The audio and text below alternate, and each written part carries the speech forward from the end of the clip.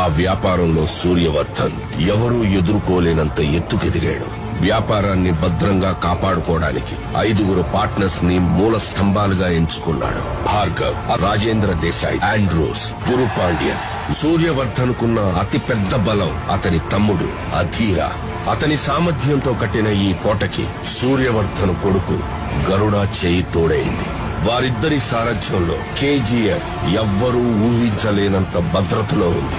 యుద్ధంలో 3వ వాడి అడుగుపడి వాడు చెప్పుల సైజు చిన్నదైనా వాడు అడుగు పెట్టాక దారి పెద్దదైంది.